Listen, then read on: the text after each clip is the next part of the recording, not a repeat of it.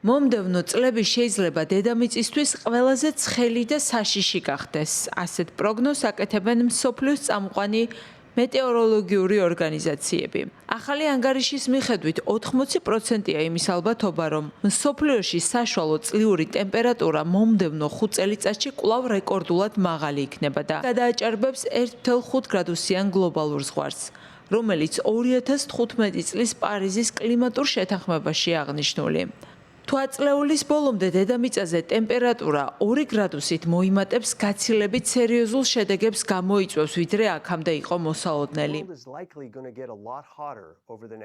მსოფლიო ალბათ კიდევ უფრო გათბება მომდევნო 5 წლის განმავლობაში. ასეთია მსოფლიოს მეტეოროლოგიური ორგანიზაციისა და ბრიტანეთის მეტეო სამსახურის მთავარი გზავნილი.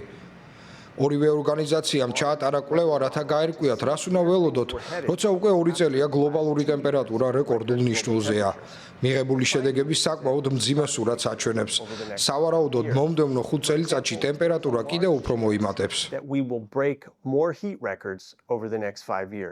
ექსპერტები ასევე ამბობენ, რომ არქტიკა განსაკუთრებით სწრაფად თბება. დაახლოებით 3-ჯერ უფრო სწრაფად, რაც ყინულის სწრაფად ნობასა და ზღვის დონის მატებას გამოიწვევს. ტემპერატურის ზრდას ორი მთავარი მიზეზის გამო აქვს მნიშვნელობა. პირველი თავად სიცხეა პრობლემა. მაღალი ტემპერატურა ადამიანებს დისკომფორტს უქმნის და შესაძლოა მომაკვდინებელიც კი იყოს. სიცხე ანადგურებს მოსავალს, იხოცებიან ცხოველები. მას სხვა მრავალი სირთულეც ახლავს. მეორე მხრივ, გლობალური დათბობა ნიშნავს, რომ პლანეტა იცვლება, რაც კიდევ უფრო ძლიერ კლიმატურ მოვლენებს იწვევს, როგორებიცაა შტორმი, გვალვა და წყალდიდობა. კვლევის ავტორები გვახსენებენ, რომ გლობალური ტემპერატურა უცბად არ იზრდება.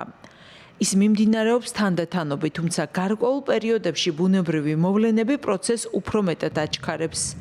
დღეს მსოფლიო უკვე საშუალოდ დაახლოებით 1,4 გრადუსით უფრო თბილია, ვიდრე ინდუსტრიული ეპოქის დასაწყისში იყო.